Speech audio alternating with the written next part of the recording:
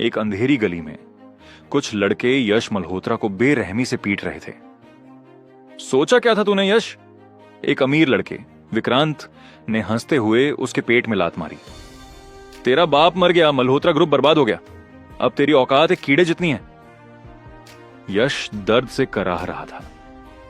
विक्रांत ने घिनौनी मुस्कान के साथ कहा, रिया शर्मा मेरी है और तू आज के बाद किसी के लायक नहीं बचेगा। उसने यश के शरीर के एक नाजुक हिस्से पर जोर से वार किया। यश की चीख अंधेरे में दब गई। अब जा, जी सके तो जी ले। वे उसे वहीं छोड़कर चले गए। जिल्लत और दर्द से टूटकर यश लड़खड़ाता हुआ अपनी यूनिवर्सिटी की तरफ बढ़ा और शायद जिंदगी खत्म करने का फैसला कर लिया। एपेक्स यूनिवर्सिटी में तालाब के किनारे भीड़ जमा थी।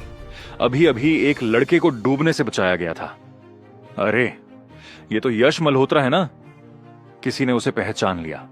यश मल्होत्रा, मल्होत्रा परिवार का वो बड़ा बेटा जिसे इतनी बुरी तरह पीटा गया था कि तुम जानते हो ना, वो अब मर्द नहीं रहा। हाय बेचारे की किस्मत देखो, परिवार बर्बाद हो गया, सब खत्म हो गया और अब ये सदमा। लगता है जानबूझकर मरने की कोशिश कर रहा था।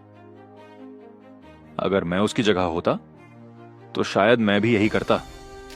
तुम्हें परसों वाली बात पता है? यश रिया शर्मा के पास गया और कहा कि वो उसे अपनी गर्लफ्रेंड बनाना चाहता है। पता है रिया ने क्या कहा? क्या कहा? रिया ने कहा, अगर मैं तुम्हारी गर्लफ्रेंड बन भी जाऊं तो क्या तुम मेरे साथ सो सकते हो? अगर मैं तुम्हारे बगल में लेट भी जाऊं तब भी तुम मुझे पा नहीं सकते। तेरे की, ये तो बहुत जालिम है। इन आवाजों के बीच यश मल्होत्रा ने आखिरकार अपनी आंखें खोली। अपने चारों ओर घनी भीड़ देखकर यश ने चौंक कर खुद को बचाने की कोशिश की, लेकिन उसे अपना शरीर बहुत भारी लगा।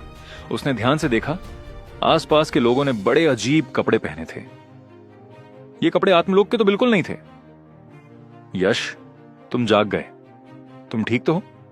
एक चश्मा पहने क्लासमेट ने चिंता से पूछा। यही वो लड़का था जो यश को सीपीआर दे रहा था। मैं ठीक हूं।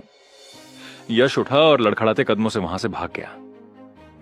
छी, खुद को अभी भी मल्होत्रा खानदान का शहजादा समझता है, एक थैंक यू तक नहीं बोला। मर जाता तो अच्छा होता, हमें उसे बचाना ही नहीं चाहिए था। भीड़ ने उसका मजाक उड़ाया। यश तालाब से दूर निकल आया।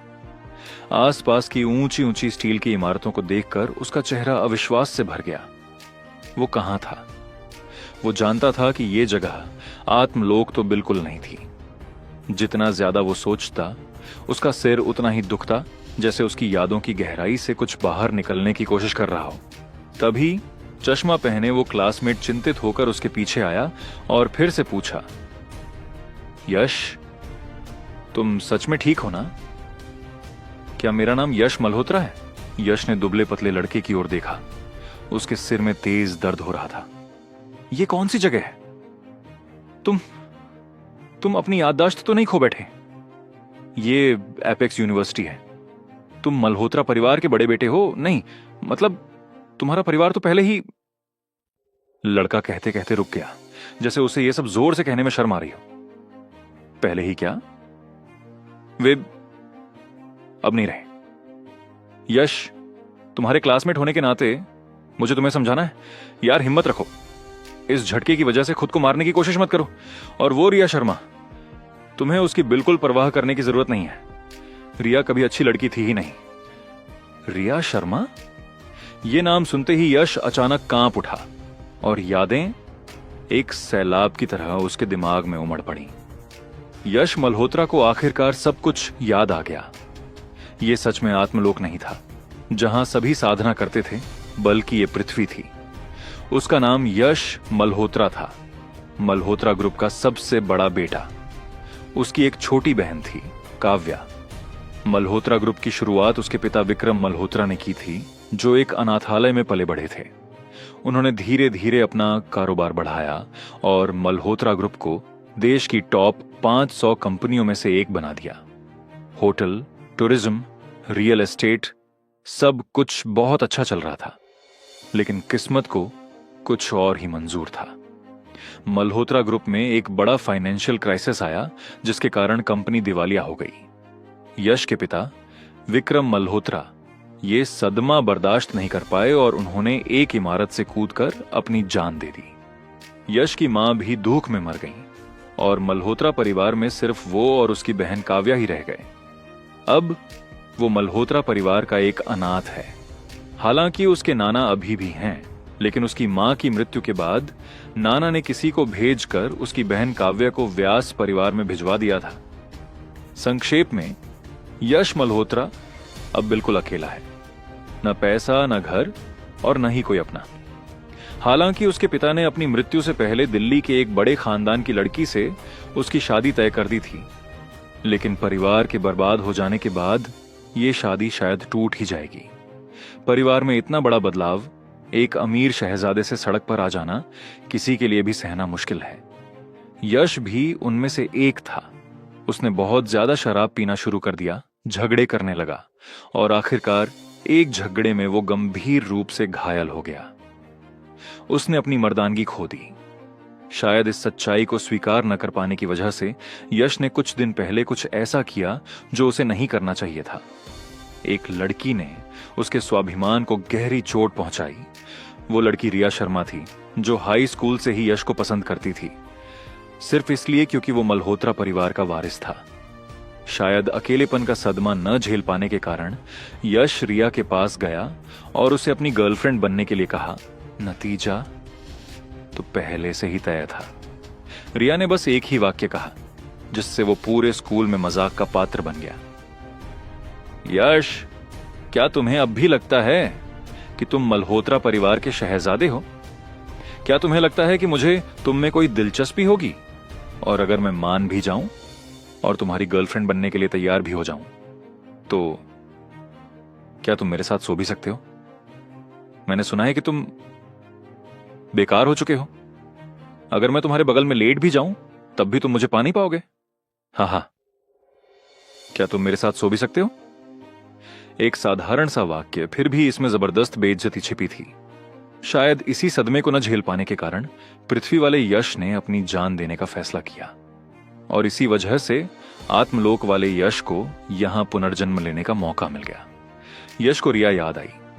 भड़कीला मेकअप, हमेशा छोटे कपड़े पहने, ऐसी लड़की, और पृथ्वी वाला यश उसके पास भीख मांगने गया।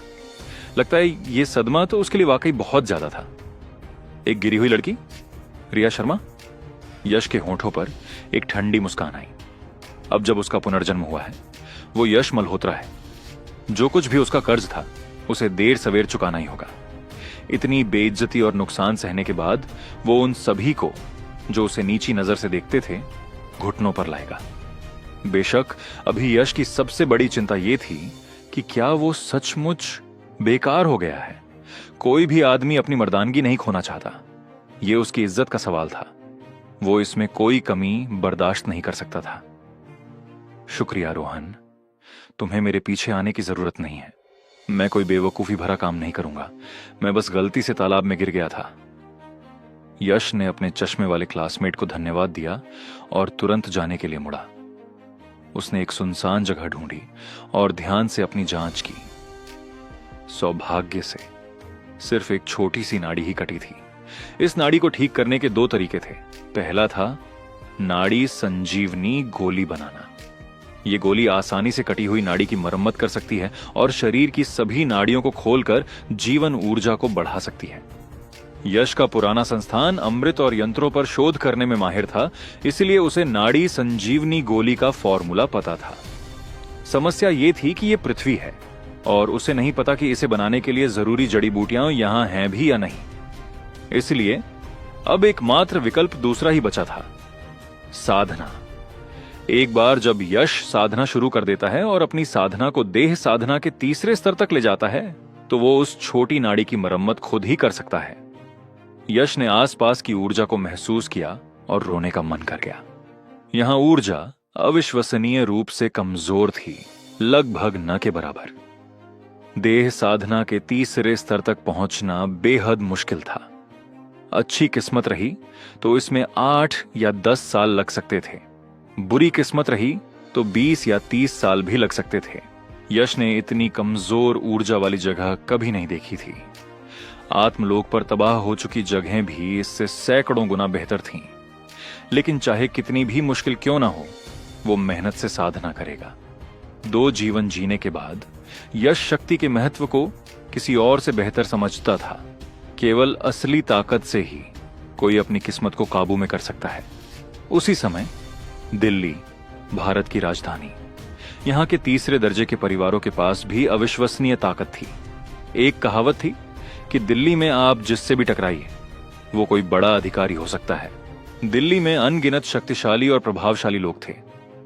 ओबेरॉय परिवार दिल्ली के सबसे ताकतवर परिवारों में से एक था। ओबेरॉय परिवार की पुरानी हवेली एक विशाल इमारत थी, जिसमें 3 बड़े आंगन, मंडप और खूबसूरत बागीचे थे। उसी वक्त सफेद लिबास पहने एक लड़की एक मंडप में खड़ी थी। उसका दुपट्टा हल्की हवा में लहरा रहा था। वो लड़की 20 साल से ज्यादा की नहीं लग रही थी। उसका चेहरा अंडाकार और असाधारण रूप से सुंदर था। उसकी आंखें पतझड़ के पानी की तरह शांत थीं। उसके होंठ कुदरती तौर पर लाल थे। बिना किसी मेकअप के वो किसी भी टीवी स्टार से ज्यादा खूबसूरत लग रही थी। अचानक कदमों की आहट सुनाई दी और एक अधेड़ उम्र की महिला उसकी ओर बढ़ी। मायरा, तुमने मल्होत्रा ग्रुप के बारे में तो सुना ही होगा, है ना? उस महिला ने पूछा। सफेद लिबास वाली लड़की ने बिना कुछ बोले सिर हिला दिया। मायरा के शांत स्वभाव को जानते हुए उस बुजुर्ग महिला ने आगे कहा, उस समय विक्रम मल्होत्रा ने तुम्हारी जान बचाई थी और उसका शुक्रिया अदा करने के लिए तुम्हारे दादाजी ने तुम्हारी शादी उसके बेटे से करने के लिए हां कह दी थी। लेकिन अब विक्रम मल्होत्रा मर चुका है और उसका ग्रुप रातों रात गायब हो गया है। यह तुम्हारे लिए अच्छी बात है। अब तुम्हें किसी अनजान लड़के से शादी करने की जरूरत नहीं है। मैं दिल्ली की सबसे खूबसूरत लड़की को एक बर्बाद हो चुके लड़के से शादी नहीं करने दूंगी। मायरा ने शांति से सिर हिलाया, जैसे विचारों में खोई हुई हो। मायरा, क्या मैं दादाजी के पास जाकर तुम्हारी तरफ से बात करूं ताकि वे ये शादी रद्द कर दें? मुझे लगता है इस बार वे इतनी जिद नहीं करेंगे। मीना दी, प्लीज। सफेद लिबास वाली लड़की आखिरकार मुड़ी। उसका खूबसूरत चेहरा धूप से रंगा हुआ था, किसी पेंटिंग जैसा लग रहा था। मीना दी कांप उठी और बोली, क्या तुम्हें उस यश मल्होत्रा के लिए कोई हमदर्दी है? मीना दी, चलो इस शादी को ऐसे ही खींचने देते हैं। मायरा की आवाज कोमल और सुरीली थी। क्यों? जब तक ये शादी है, कम से कम ये मुझे कुछ लोगों से दूर रहने में मदद तो कर ही सकती है। मीना दी थोड़ा चौंकी, फिर समझ गई। तुम्हारा मतलब सरीन और राणा परिवारों के बेटों से है? सफेद पोशाक वाली महिला ने आसमान की ओर देखा और सिर हिलाया। उनकी तुलना में मैं यश मल्होत्रा की ज्यादा इज्जत करती हूं। कम से कम इतने सारे सदमे सहने के बाद उसने आत्महत्या तो नहीं की। चलो इसे ऐसे ही चलने देते हैं। वैसे भी वो मुझे ढूंढने नहीं आएगा और मेरे पास उसे ढूंढने का कोई कारण भी नहीं है। यश मल्होत्रा को इस बात की कोई जानकारी नहीं थी कि दिल्ली में क्या हो रहा था। वो जानता था कि उसके पिता ने उसकी शादी तय कर दी है, लेकिन अब जब मल्होत्रा परिवार बर्बाद हो चुका था तो उसे इसकी जरा भी परवाह नहीं थी। इसके अलावा उसके दिल में पहले से ही कोई और था। वो किसी दूसरी दुनिया में थी। हालांकि यश को नहीं पता था कि इस जीवन में वे फिर कभी मिलेंगे भी या नहीं, लेकिन वो अभी किसी और को आसानी से स्वीकार नहीं कर सकता था। प्यार इतना आसान नहीं था। अगले कई दिनों तक यश दिन भर यूनिवर्सिटी की लाइब्रेरी में पढ़ता रहा और रातें चुपके से साधना करता रहा। वो कभी कभार ही क्लास में जाता था। उसे इस बात की परवाह नहीं थी कि उसे डिग्री मिलती है या नहीं। 1 महीना इसी तरह बीत गया। एक रात यश लाइब्रेरी के पास एक छोटे से बगीचे में साधना कर रहा था, जहां ऊर्जा सबसे ज्यादा महसूस होती थी। इस समय यश का धैर्य पूरी तरह से जवाब दे चुका था। 1 महीना बीत चुका है और मैं अभी तक देह साधना के पहले स्तर में भी प्रवेश नहीं कर पाया हूं। क्या यह दुनिया सच में साधना के लिए इतनी बेकार है? साधना के इस 1 महीने ने यश को लाचार महसूस कराया था। केवल देह साधना के पहले स्तर में पहुंचकर ही कोई सच्चा साधक बन सकता है और तभी शरीर के भीतर ऊर्जा का एक चक्र बन सकता है। ऊर्जा के इसी बहाव से शरीर को मजबूत किया जा सकता है। सुबह हो रही है, चलना चाहिए। आसमान की ओर देखते हुए यश कुछ उदास होकर उठ खड़ा हुआ, लेकिन उसने अभी कुछ ही कदम उठाए थे कि वह अचानक चौंक कर रुक गया। बगीचे के बीचों बीच उसने एक फूल देखा। सच कहें तो वह फूल नहीं था, बल्कि एक जंगली घास जैसा लग रहा था। यश हैरान हुआ, उसे देखने के लिए उसके पास गया और अगले ही पल उसकी आंखों में एक चमक आ गई। बिना किसी हिचकिचाहट के उसने उस जंगली घास को तोड़कर खा लिया। अगर किसी ने यह देखा होता तो उसे लगता कि लड़का शायद भूख से पागल हो गया है। घास खाने के बाद यश तुरंत पालथी मारकर बैठ गया और साधना जारी रखी। एक अजीब नजारा सामने आया। उसके शरीर से हल्की हल्की चटकने की आवाजें आने लगीं। ऐसा लग रहा था जैसे उसके भीतर कुछ टूटकर जुड़ रहा हो। 5 मिनट बाद यश के शरीर के भीतर एक बिंदु मंद प्रकाश के साथ चमकने लगा। उस बिंदु के भीतर खून नहीं, बल्कि एक सफेद रोशनी बह रही थी। यश ने आखिरकार अपनी देह साधना का पहला स्तर पार कर लिया था। मैंने कभी नहीं सोचा था कि फौलादी बूटी, आयरन सोल ग्रास, इतनी कम ऊर्जा वाली जगह पर उग सकती है। यश मुस्कुराया। उसने अभी अभी जो घास खाई थी उसे फौलादी बूटी कहा जाता था। ये एक ऐसी जड़ी बूटी थी जो जमीन और आसमान की ऊर्जा को सोख सकती थी। जब तक इसे जड़ से न उखाड़ा जाए, यह कीड़े मारने वाली दवा छिड़कने के बाद भी नहीं मरती। हालांकि फौलादी बूटी में ऊर्जा बहुत कम थी, लेकिन इसने यश को देह साधना के पहले स्तर में प्रवेश करने में सफलतापूर्वक मदद की। अब वह एक सच्चा साधक था।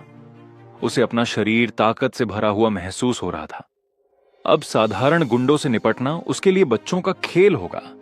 यहां तक कि स्पेशल फाइनर्स के सैनिक भी शायद उसका मुकाबला नहीं कर सकते थे। उठकर यश जल्दी से अपने हॉस्टल के कमरे में लौट आया। साधक बनने के बाद उसका शरीर अचानक मजबूत हो गया था और उसके अंग अभी इस नई ताकत के आदी नहीं हुए थे। आखिरकार ये एक साधारण इंसान से साधक बनने का एक महत्वपूर्ण मोड़ था और उसे कुछ दिनों के लिए आराम की जरूरत थी। उसका हॉस्टल का कमरा अभी भी खाली था। यश के लगभग सभी रूममेट बाहर चले गए थे और अपने अपने फ्लैट किराए पर ले लिए थे। या तो अपनी छोटी सी दुनिया में जी रहे थे या अय्याशी की जिंदगी जी रहे थे। अगर यश के पास पैसे खत्म नहीं हुए होते तो वह भी स्कूल के हॉस्टल में नहीं रहता। यश लगातार 3 दिन सोता रहा। सौभाग्य से हॉस्टल में कोई और नहीं था, वरना उसके रूममेट उसे मरा हुआ समझ लेते। भला कोई आम इंसान 3 दिन तक कैसे सो सकता है? जागने के बाद यश बस एक ही काम करना चाहता था, खाना। यह पहली बार था जब यश इतने दिनों बाद स्कूल के कैफेटेरिया, कैंटीन में खुलेआम दिखाई दिया था। अपनी तरक्की से पहले वह ज्यादा दिखना नहीं चाहता था, क्योंकि स्कूल में उसकी इज्जत मिट्टी में मिल चुकी थी। लोग उसे ताना मारते हुए नकारा मल्होत्रा बुलाते थे। लेकिन अब चूंकि वह एक साधक था, उसे अब छिपने की जरूरत नहीं थी। जो कोई भी अब उसकी बेइज्जती करता, उसे एक ही जवाब मिलता, लड़ाई। जब किसी को धमकाया जाता है तो मुक्के ही एकमात्र सच्चाई होते हैं। मुक्के ही सम्मान वापस दिला सकते हैं और दूसरों के मन में डर पैदा कर सकते हैं। दोपहर के खाने का समय था और स्कूल का कैफेटेरिया खचाखच भरा था, लेकिन इनमें से ज्यादातर लोग आम छात्र थे। सच्चे अमीर और दबंग छात्र कैफेटेरिया में खाना नहीं खाते। यश पहले स्कूल के कैफेटेरिया से बचता था, आमतौर पर बाहर खाता था, लेकिन अब हालात बदल गए थे। यश के पास पैसे नहीं थे और उसका बैंक खाता लगभग खाली हो चुका था। उसे कुछ पैसे कमाने का कोई रास्ता ढूंढना था, कम से कम अपने बुनियादी खर्च पूरे करने के लिए। यश वहां ज्यादा देर तक नहीं रहा था जब उसे पहचान लिया गया। देखो, क्या वह कोने में यश मल्होत्रा खाना नहीं खा रहा है? यश मल्होत्रा, वही ना जिसे कुछ समय पहले इकोनॉमिक्स डिपार्टमेंट की रिया शर्मा ने सरेआम बेइज्जत किया था। मैंने सुना है कि उसने एक बार आत्महत्या की कोशिश भी की थी। हाँ, वो कुछ कुछ वैसा ही दिखता है। मैंने उसे पहले भी देखा है। उस जमाने में वो मल्होत्रा परिवार का बड़ा बेटा था। आगे पीछे चमचों की भीड़ लगी रहती थी। जब पेड़ गिरता है तो बंदर तितर बितर हो ही जाते हैं। अब देखो, कोने में अकेला खाना खा रहा है। कई लोगों ने यश की ओर इशारा किया। कुछ हंस रहे थे, कुछ आहें भर रहे थे। यश ने अपने आसपास लोगों की निगाहें महसूस की। उसने अपना सिर उठाया। आसपास खड़े लोगों पर नजर डाली। उसकी आंखें ठंडी और तीखी थीं। जो लोग उसे देख रहे थे उन्होंने तुरंत अपना सिर नीचे कर लिया। यश की नजरों ने उनकी रीढ़ में सिहरन पैदा कर दी थी। यह वाकई भयानक था। यश, तुम भी यहां खाना खा रहे हो? उसी समय यश के पीछे से एक आवाज आई। यश ने पलटकर देखा तो चश्मा पहने एक दुबले पतले आदमी रोहन को देखा, जिसने उसे उस दिन तालाब से बचाया था। रोहन उसका क्लासमेट था। रोहन के बगल में दो और लोग खड़े थे। यश ने उन्हें धुंधला धुंधला पहचाना। वे उसके क्लासमेट लग रहे थे, लेकिन उनका कोई रिश्ता नहीं था और वह उनके नाम भी याद नहीं कर पा रहा था। रोहन को देखकर यश मुस्कुराया, जो एक दुर्लभ घटना थी। जैसा कि आसपास के लोगों ने कहा था, जब वह मल्होत्रा परिवार का शहजादा था तो उसके आसपास चमचों की भीड़ रहती थी, लेकिन अब उसके साथ कोई नहीं था। केवल रोहन ही था जो उससे बात करने की पहल करता था। रोहन तब भी ऐसा ही था जब यश अमीर था, और तब भी ऐसा ही था जब वो बर्बाद हो गया। न किसी का लालच करता था, न किसी का मजाक उड़ाता था। अच्छा, चलो साथ में खाना खाते हैं। यश ने हल्के से सिर हिलाया। रोहन थोड़ा चौंक गया, मानो उसे यश से ऐसी बात की उम्मीद ना हो।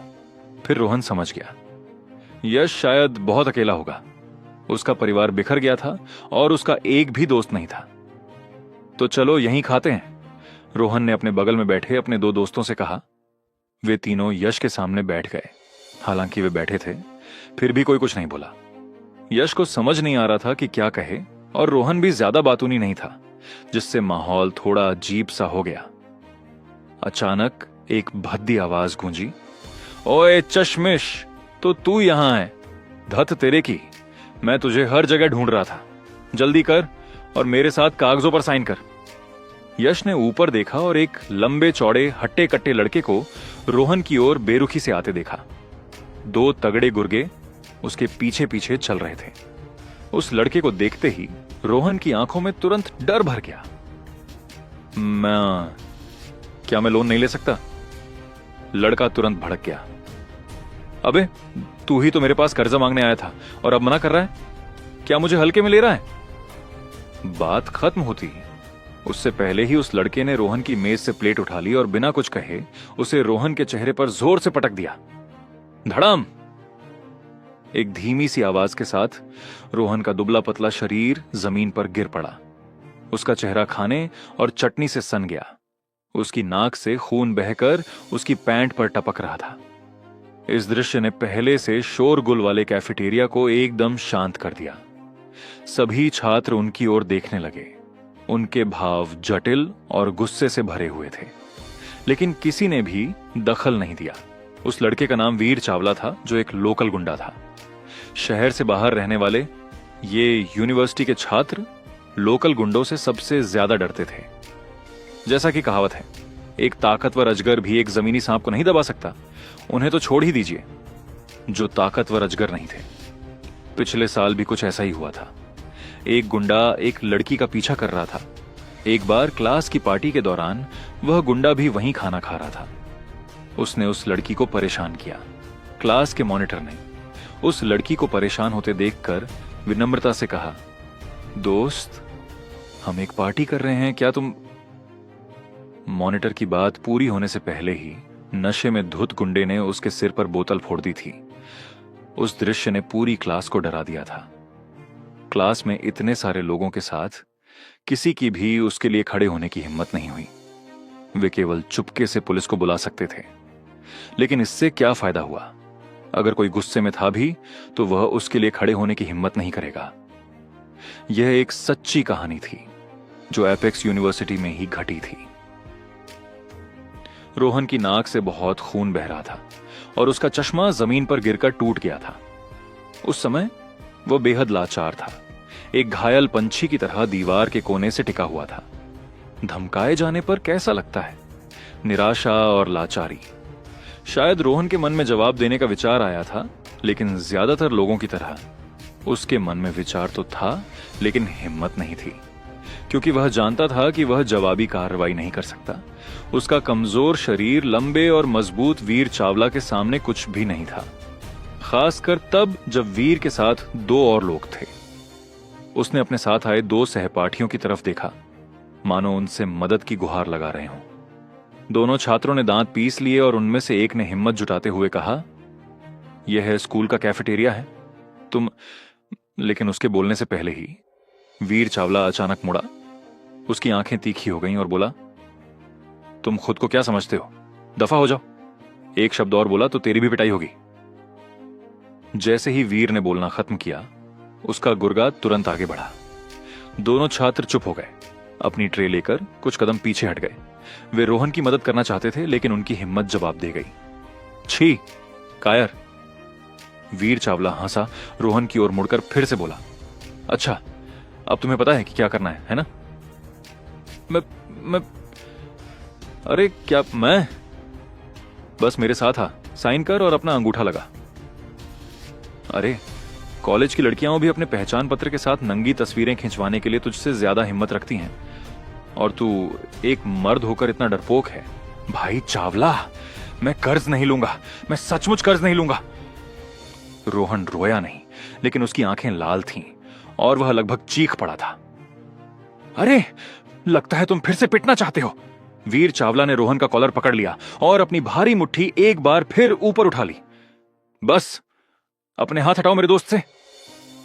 तभी एक ठंडी आवाज गूंजी। यश मल्होत्रा आखिरकार बोला।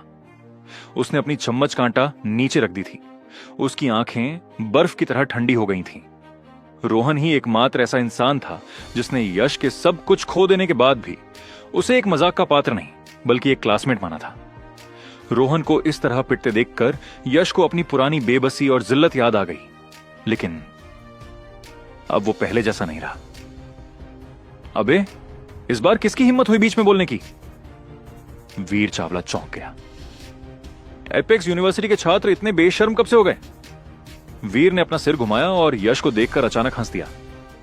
अरे, मैं सोच रहा था कि ये कौन है, लेकिन ये तो अपना मशहूर नकारा मल्होत्रा है जो पूरी यूनिवर्सिटी में फेमस है। वीर ने सहज ही यश को पहचान लिया। जब यश मल्होत्रा अमीर बाप का बेटा था, तब वीर चावला अक्सर उसके साथ घूमता था, लेकिन मल्होत्रा परिवार के बर्बाद होते ही वीर ने यश से दूरी बना ली। वो कुछ पल रुका, फिर मजाक उड़ाते हुए बोला, ओह, तेरा खानदान तो दिवालिया हो गया। तू तो साला एक हारा हुआ कीड़ा है। और क्या मैं तुझे नकारा मल्होत्रा ही कहूं? नकारा, अगर तू बीच में आना ही चाहता है तो पहले अपनी औकात देख ले। वीर हंस ही रहा था, लेकिन उसकी बात पूरी होने से पहले ही धड़ाम, एक जोरदार धमाका हुआ। वीर का शरीर एक तोप के गोले की तरह पीछे की ओर उछला, एक मेज से टकराकर जमीन पर गिर पड़ा। यश एक पलक झपकते ही वहां पहुंच गया जहां वीर खड़ा था। वीर को जाहिर है यश ने ही उड़ाकर मारा था। नकारा शब्द सुनते ही यश अपनी भावनाओं को रोक नहीं पाया। उसने अपना दाहिना हाथ मेज पर पटका, हवा में उछला और एक ही किक से 80 किलो के वीर को उड़ा दिया। यह नजारा देखकर वहां मौजूद सभी लोग दंग रह गए। यश की हरकतें किसी एक्शन फिल्म की तरह थीं, तेज, सटीक और ताकतवर। वीर भाई, उसके दोनों गुर्गे तुरंत चौंके और वीर को जल्दी से ऊपर उठाया। नकारे, तेरी हिम्मत कैसे हुई मुझ पर हाथ उठाने की? वीर गुस्से से भर गया, उसकी आंखें लाल हो गईं। तुमने मुझे क्या कहा? फिर से बोलो। यश की ठंडी आवाज गूंजी। अबे, क्या तू अब भी खुद को वही पुराना शहजादा समझता है? मैंने तुझे नकारा कहा तो क्या? वीर बेहद घमंडी था, लेकिन अपनी बात पूरी करने से पहले ही वह एक बार फिर हवा में उड़ गया। खटाक। इस बार यश ने एक जोरदार लात मारी जो उसे दूर ले गई। यह लात अब पिछली वाली से भी ज्यादा जोरदार थी। वीर जमीन पर गिर पड़ा और उठ नहीं पाया। ऐसा लगा जैसे उसकी 2 पसलियां टूट गई थीं और उसके मुंह के कोने से खून की धार बह निकली। इस दृश्य ने एक बार फिर सभी को स्तब्ध कर दिया और कई लोग आपस में फुसफुसाने लगे। क्या यह सच में यश है? वो महीनों से डिप्रेशन में था, वो इतना खतरनाक कैसे हो गया? हाँ, यश की किक क्या जबरदस्त थी। अगर उसका परिवार बर्बाद ना हुआ होता तो मैं उसे अपना बॉयफ्रेंड बनाना चाहती। पागल हो गई है क्या? वो नकारा है। उफ, इतने हैंडसम चेहरे का क्या हाल हो गया? अजीब बात है, मुझे लगता है कि यश पहले से ज्यादा मर्दाना हो गया है और उसका शरीर भी ज्यादा मजबूत लग रहा है। खतरनाक? मजबूत? मुझे लगता है तुम्हें उसके भविष्य की चिंता करनी चाहिए। क्या तुम्हें पता है कि वो नकारा कैसे बना? उसने पूर्वी जिले के डॉन बल्ली भाई को नाराज किया था, इसीलिए उसे पीट पीट कर ऐसा बना दिया गया। और यह वीर चावला बल्ली भाई का ही आदमी है। क्या क्या ये सच है? तब तो सब खत्म हो गया। यश का तो खेल ही खत्म समझो। यश ने ये बातें सुनी, लेकिन उसे जरा भी परवाह नहीं थी, क्योंकि उसने तो शुरू से ही उन गुंडों के समूह से बदला लेने की योजना बनाई थी। वो यश मल्होत्रा अपने ऊपर हुए हर जुल्म का दोगुना बदला जरूर लेगा। वीर भाई कैसे हो? उसके सामने उसके दो गुर्गों ने वीर को फिर से ऊपर उठाया। उनकी आंखें आश्चर्य और भय से भरी हुई थीं जब वे यश को देख रहे थे। यह दूसरी बार था यश ने बिना किसी चेतावनी के हमला किया था, और उसकी हरकतें अविश्वसनीय रूप से फुर्तीली थीं, मानो उसने इसकी ट्रेनिंग ली हो। गुंडे असल में लड़ाई में उतने अच्छे नहीं होते। वे बस अपनी संख्या का इस्तेमाल करके कमजोर लोगों को धमकाते हैं। लेकिन जब उनका सामना यश जैसे किसी व्यक्ति से होता है जो बिना कुछ कहे किसी को नीचे गिरा देता है, तो वे हक्के बक्के रह जाते हैं। टूट गया, मेरी पसलियां टूट गई हैं, मुझे अस्पताल ले चलो। नकारा यश मल्होत्रा, मैं तुझे याद रखूंगा, तू मरेगा। वीर की गुस्से भरी आवाज गूंजी, और फिर अपने दो गुर्गों के सहारे वह लंगड़ाता हुआ जल्दी से वहां से चला गया। चलते हुए वह चिल्लाया, धिक्कार है, आराम से, दर्द हो रहा है। ठीक है वीर भाई, दोनों गुर्गों ने हकलाते हुए कहा, और जल्दी से वीर को कैफेटेरिया से बाहर ले गए। वीर के जाते ही कैफेटेरिया में सबकी नजरें यश मल्होत्रा पर टिक गईं। अगर स्पॉटलाइट होती तो यश निस्संदेह उन सबके बीच खड़ा होता। इस समय वह ध्यान का केंद्र था। पहले यश अपने रुतबे और पैसे के कारण सबका ध्यान खींचता था, अब यह सब उसकी अपनी ताकत की वजह से था। लेकिन किसी ने उसका उत्साह नहीं बढ़ाया, किसी ने उसकी तारीफ नहीं की, क्योंकि किसी को भी यश के भविष्य पर भरोसा नहीं था। इस स्कूल में बहुत से लोग वीर चावला की पृष्ठभूमि के बारे में जानते थे। वीर निश्चित रूप से एक ऐसा गुंडा था जिसके साथ खिलवाड़ नहीं किया जा सकता था। यश अब मल्होत्रा परिवार का वह घमंडी शहजादा नहीं था। कोई भी यश की तारीफ करके वीर और बल्ली भाई को नाराज नहीं करना चाहता था। यही तो इंसानी फितरत है। यश अपने आसपास के लोगों के विचारों से अनजान था, और उसे उम्मीद भी नहीं थी कि कोई उसकी सराहना करेगा। दो जिंदगियां जीकर वह जानता था कि किसे दोस्त बनाना है और किसे बस राहगीर समझना है। क्या तुम ठीक हो? अपना चेहरा पोंछ लो। यश रोहन के पास लौटा और उसे पोंछने के लिए एक टिश्यू दिया। शुक्रिया यश। रोहन ने यश की ओर देखा। उसकी आंखें मिलीजुली भावनाओं से भरी थीं। उसने कभी सोचा भी नहीं था कि उसके लिए खड़ा होने वाला व्यक्ति उसके दो दोस्तों में से कोई नहीं, बल्कि मल्होत्रा परिवार का वो बिगड़ा हुआ घमंडी शहजादा होगा। मैं ठीक हूं। रोहन ने अपने चेहरे से खाना पोंछा, यश की ओर देखते हुए बोलने में झिझक रहा था। यश समझ गया कि रोहन क्या कहना चाहता है, और उसने शांति से कहा, बस एक जोकर था, तुम्हें मेरी चिंता करने की जरूरत नहीं है। लेकिन वीर इसे बिल्कुल नहीं जाने देगा। तुम। हालांकि रोहन थोड़ा डरपोक था, फिर भी वह यश का आभारी था, और उसे लगा कि उसे सब कुछ साफ साफ बता देना चाहिए। सब ठीक है, उसे जरूर कुछ दिन बिस्तर पर आराम करना होगा, और अगर वह वापस आता है तो बात सिर्फ कुछ दिनों के आराम पर नहीं रुकेगी। यश ने शांति से कहा।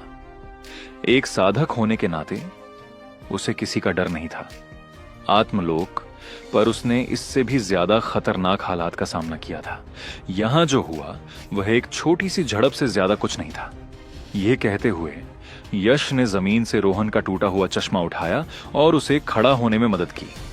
तभी रोहन के साथ आए वो दो क्लासमेट वापस वहां आए और चिंता से पूछा, रोहन क्या तुम ठीक हो? रोहन ने अपनी आंखों में कुछ गुस्से के साथ अपने दोनों दोस्तों को देखा, लेकिन अंत में उसे गुस्सा नहीं आया, क्योंकि उसे एहसास हुआ कि उसके पास गुस्सा करने का कोई कारण नहीं है। आखिरकार वीर चावला स्कूल में एक कुख्यात गुंडा था। अमीर शहजादों और शहजादियों के अलावा पूरे स्कूल में वास्तव में ऐसे बहुत कम लोग थे जो वीर चावला के खिलाफ जाने की हिम्मत रखते थे। मैं ठीक हूं, तुम लोग खाना खा लो, मैं वापस जाकर अपने कपड़े बदल लूंगा। रोहन ने अपना टूटा हुआ चश्मा किसी तरह पहना।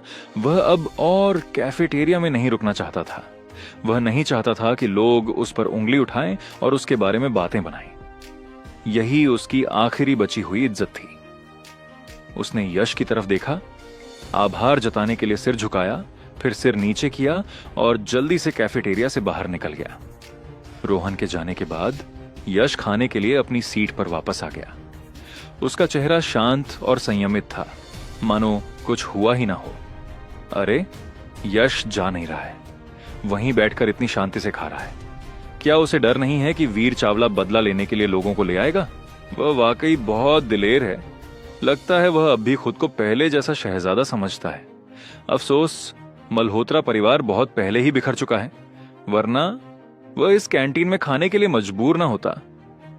लोग यश को देख रहे थे और आपस में फुसफुसा रहे थे।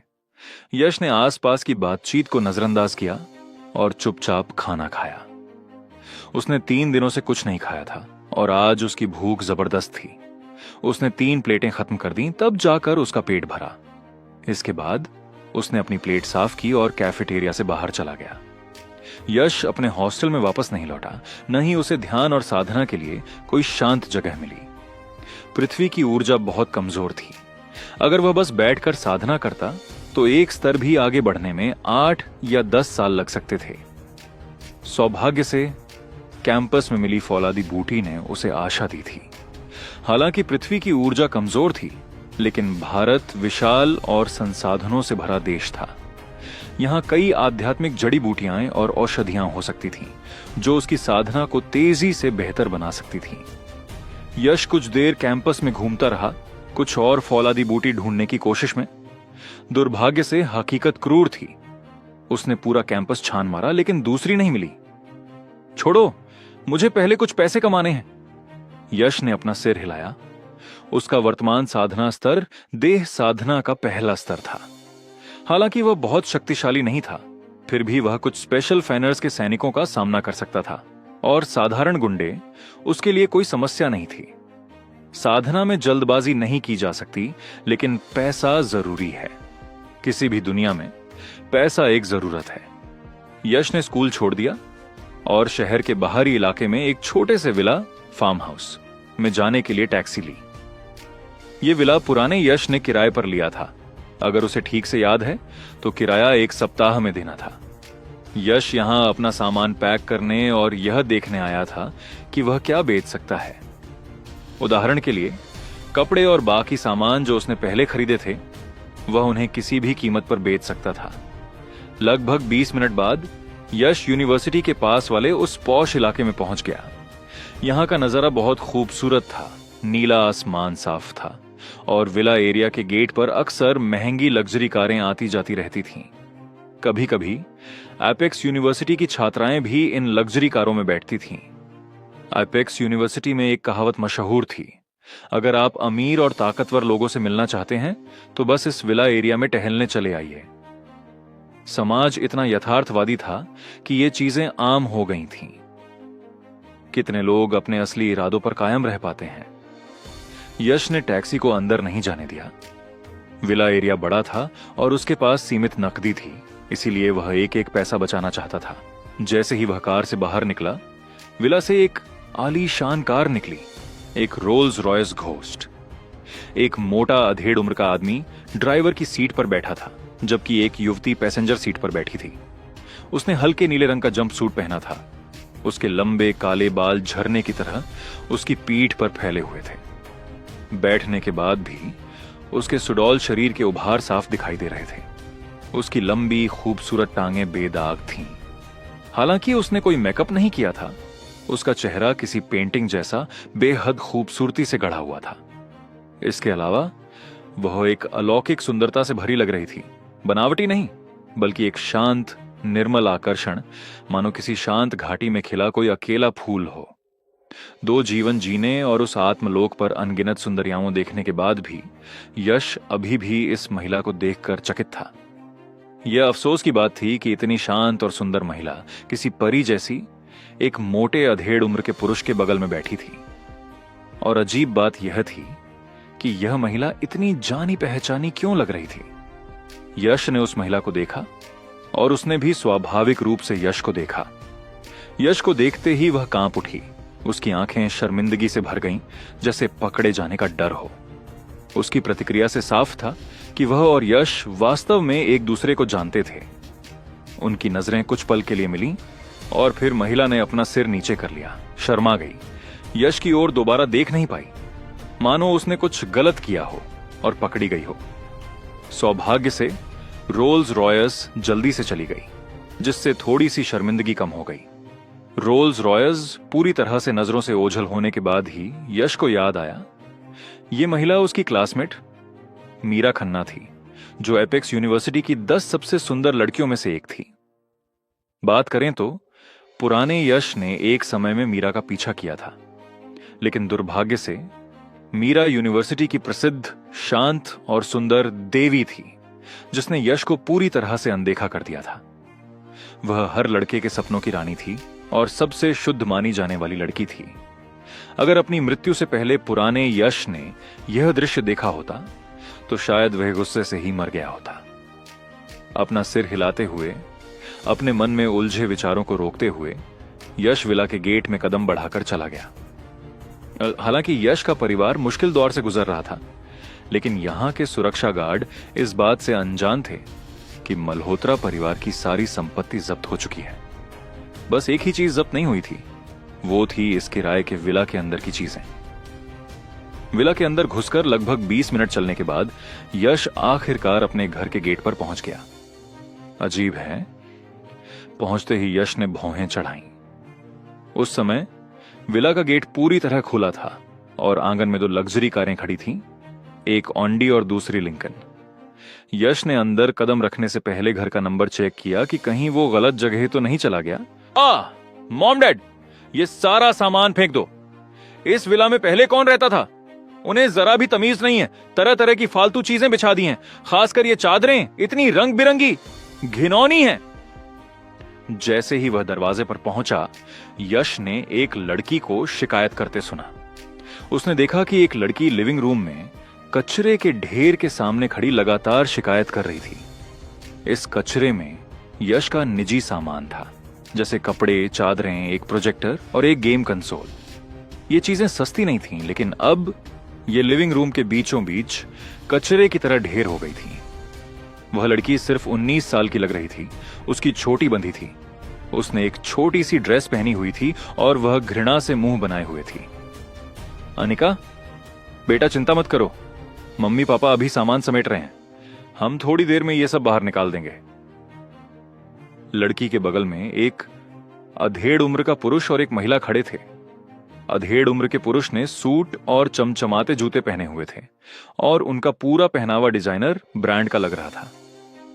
जाहिर है, इस पॉश विला इलाके में रहने वाला कोई भी व्यक्ति या तो बहुत अमीर था या फिर बहुत ताकतवर। महिला सिर्फ 41 या 42 साल की थी, फिर भी आकर्षक लग रही थी। अपनी जवानी में वो जरूर बहुत खूबसूरत रही होंगी, वरना उन्होंने इतनी चंचल और प्यारी बेटी को जन्म न दिया होता। ओम, क्या तुमने मेरे सामान को इस तरह फेंकने से पहले मेरी इजाजत ली थी?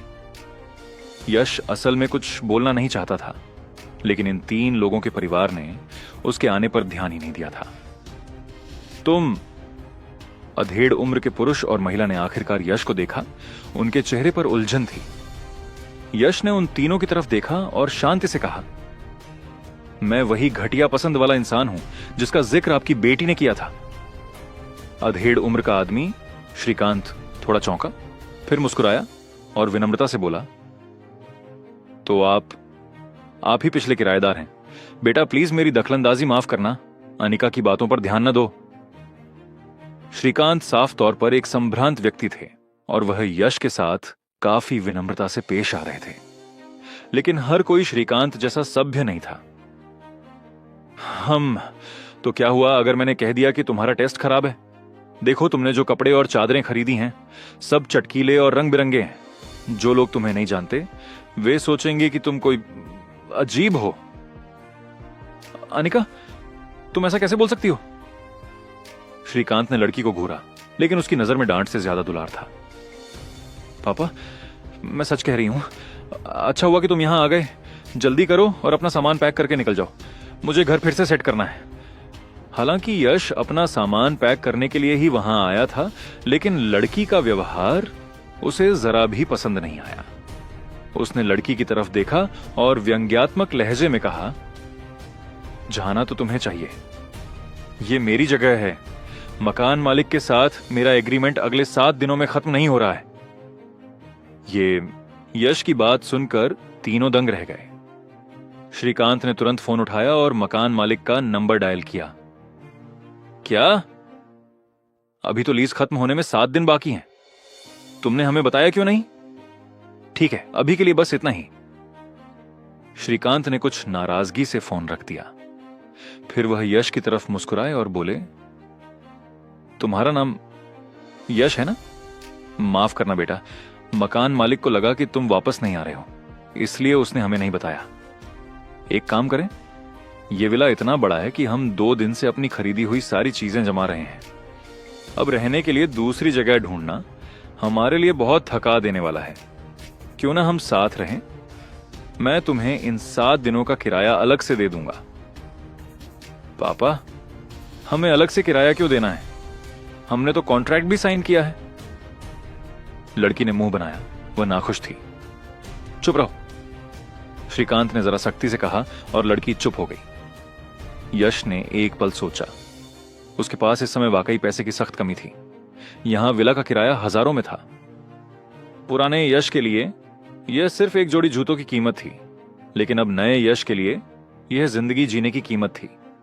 बेशक यश इस पैसे का इस्तेमाल रोजमर्रा की जिंदगी के लिए नहीं करेगा।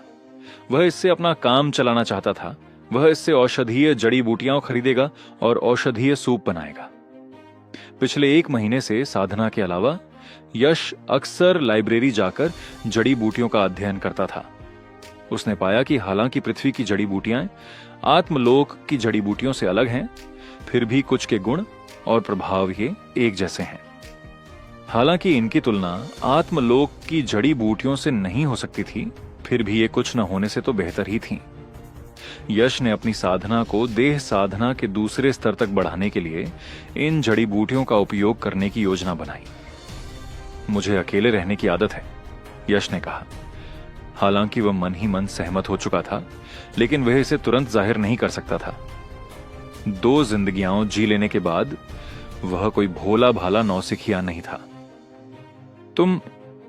मेरे पापा तुम्हें पैसे देने के लिए पहले ही राजी हो गए हैं, तुम्हें और क्या चाहिए? लड़की का बिगड़ा हुआ गुस्सा फिर भड़क उठा। इतने पैसे हैं तो कहीं और चले जाओ, यह शहर इतना बड़ा है, यहीं क्यों रहना है? यश से बहस करने में असमर्थ लड़की बस गुस्से में पैर पटकने लगी। अनिका, ठीक से बोलो, श्रीकांत ने कहा। बेटा यश, मुझे तुम्हारी स्थिति के बारे में थोड़ा बहुत पता है। मकान मालिक ने कहा है कि तुम्हारे परिवार पर मुश्किलें आ रही हैं और मुझे लगता है तुम्हारे पास पैसे की कमी है। ऐसा क्यों ना हो, मैं तुम्हें आधे महीने का किराया एडवांस दे दूंगा। इससे अपने अंकल का एक फेवर समझो। अनिका का अभी अभी यहां आईपेक्स यूनिवर्सिटी में ट्रांसफर हुआ है। यह जगह स्कूल के सबसे नजदीक है। आईपेक्स यूनिवर्सिटी? यश ने लड़की की तरफ देखा। उसे हैरानी हुई कि यह बिगड़ी हुई शहजादी असल में उसकी क्लासमेट या बैचमेट थी। और इतनी आसानी से ट्रांसफर? वह सोच रहा था कि उस श्रीकांत ने इसके लिए कितने पैसे दिए होंगे। ठीक है, चूंकि हम दोनों एक ही यूनिवर्सिटी से हैं, मैं आप लोगों को रहने दूंगा। चूंकि कीमत बढ़कर आधे महीने की हो गई थी, इसलिए उसे स्वीकार कर लेना ही बेहतर था। बेटा, तुम भी एपेक्स यूनिवर्सिटी से हो, तो तुम और हमारी अनिका एक ही जगह पर हो। यह तो बहुत अच्छी बात है। हम पहली बार इस शहर में आए हैं और हम इस इलाके से अनजान हैं। प्लीज अनिका का थोड़ा ध्यान रखना और यह देखना कि स्कूल में उसे कोई तंग ना करे। उसका ख्याल रखना। यश मन ही मन हंसना चाहता था। उसे बस इस बात की खुशी थी कि यह मिस अनिका दूसरों को तंग न करे, वही बहुत था। अगर हो सका तो मैं उसका ख्याल रखूंगा। अब क्या आप लोग मेरी चीजें वापस रख सकते हैं? जरूर, हम उन्हें अभी तुम्हारे लिए वापस रख देते हैं।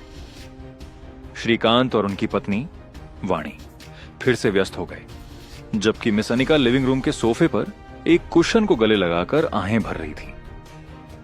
1 घंटे बाद यश अपने कमरे में लौट आया। उसका कमरा, जो पहले काफी बिखरा हुआ था, इस हंगामे के बाद आश्चर्यजनक रूप से ज्यादा साफ सुथरा हो गया था। श्रीकांत से बातचीत के जरिए यश को उनकी पृष्ठभूमि के बारे में पता चला। वे लोग सूरत शहर के रहने वाले थे। उनका नाम श्रीकांत पारिक था। उन्होंने शून्य से शुरुआत की थी और अंततः सूरत के सबसे अमीर आदमियों में से एक बन गए, जिनकी करोड़ों की संपत्ति थी। बेशक पुराने मल्होत्रा ग्रुप की तुलना में यह कुछ भी नहीं था। श्रीकांत की पत्नी का नाम वाणी पारिक था, जो उनकी बचपन की प्रेमिका थीं, जिन्होंने हमेशा उनके काम में उनका साथ दिया था, और उनकी बेटी का नाम अनिका पारिक था।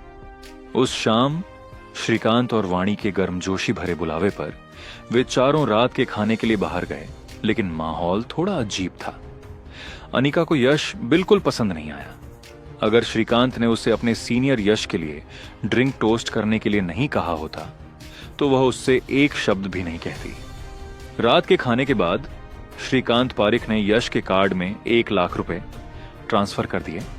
दरअसल लंबी अवधि के लिए किराए पर दिए गए एक विला की कीमत भी सालाना 20 से 25 लाख होती थी, यानी प्रतिदिन लगभग 5,000 से 7,000 रुपए।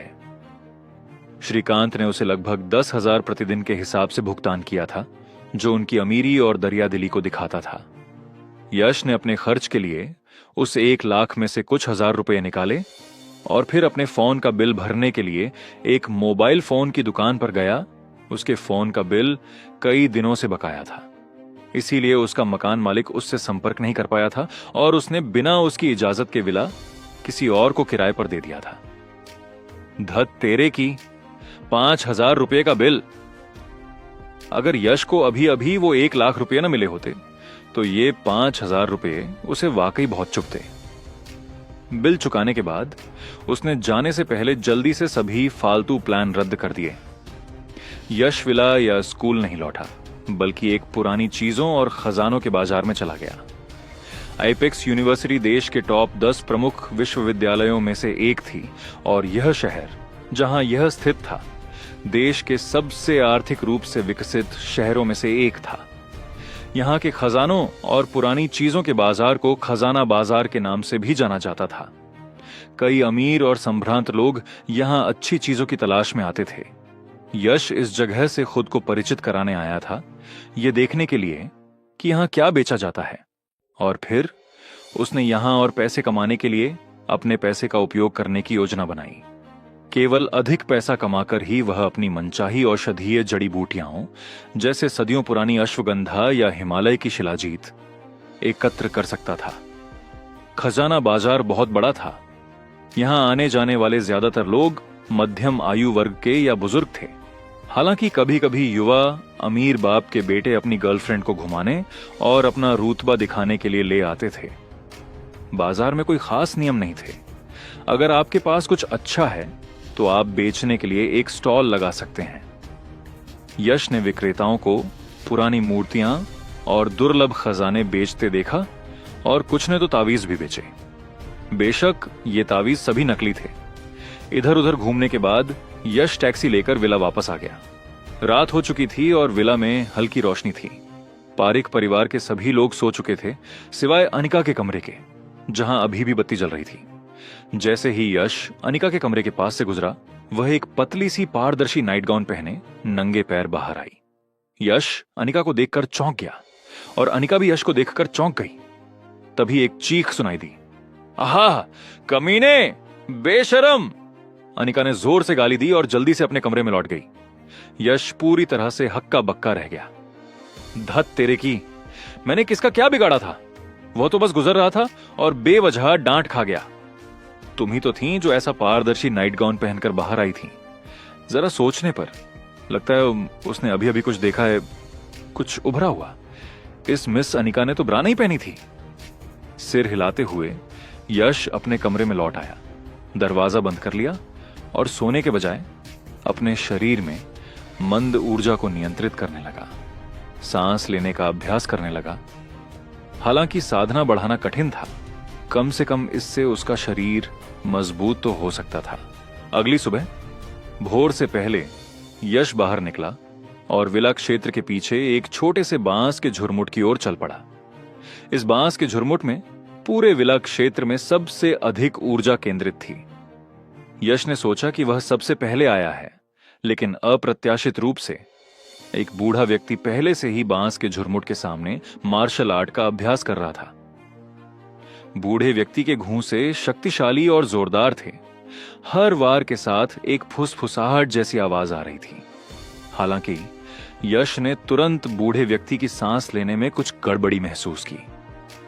यह संभवतः किसी अंदरूनी बीमारी के कारण था, शायद जवानी में लगी चोटों के कारण। बूढ़े व्यक्ति की हरकतों को देखकर यश ने मन ही मन अपना सिर हिलाया। अपनी अंदरूनी बीमारी के बावजूद वे इस तरह की कठोर प्रहार शैली का उपयोग कर रहे थे, यह सोचकर कि वे अपनी जिद्दी बीमारी पर बलपूर्वक विजय पा सकते हैं। यह उनके शरीर पर और अधिक दबाव डालेगा। बीमारी का इलाज किए बिना वे शायद कुछ वर्षों से ज्यादा जीवित नहीं रह पाएंगे। यश ने एक जगह चुनी, जमीन पर पालथी मारकर बैठ गया और सांस लेने का व्यायाम करने लगा। जब उसने फिर से आंखें खोली तो पूरी तरह से उजाला हो चुका था। अभ्यास कर रहा बूढ़ा व्यक्ति उसके बगल में खड़ा था। नौजवान, तुम इतने युवा हो, फिर भी अभ्यास के लिए सुबह जल्दी उठते हो। क्या तुमने कोई गुरु बनाया है? बूढ़ा व्यक्ति यश को देख रहा था। उसने देखा कि यश की सांस लेने की तकनीक में एक खास शक्ति थी। यश के पास खड़े होने मात्र से ही उसे ताजगी महसूस होती थी, मानो हवा ही ताजा हो। यश ने एक पल सोचा और फिर कहा, मुझे किसी गुरु के अधीन अध्ययन करने वाला माना जा सकता है। आत्मलोक में उसका वास्तव में एक गुरु था। तो बेटा, तुम भी मार्शल आर्ट का अभ्यास करते हो? जब तुम पहले यहां आए थे तो तुमने मेरी तरफ देखकर सिर हिलाया था। क्या तुम्हें लगा कि मेरी मुक्का मारने की तकनीक गलत थी, या तुम कोई सलाह देना चाहते थे? बूढ़े व्यक्ति की आवाज न तो विनम्र थी और न ही अहंकारी। उनका व्यवहार बहुत ही सभ्य था। हालांकि वह जानते थे कि यश ने शुरू में अशिष्टता से सिर हिलाया था, फिर भी वह न तो नाराज थे और न ही परेशान।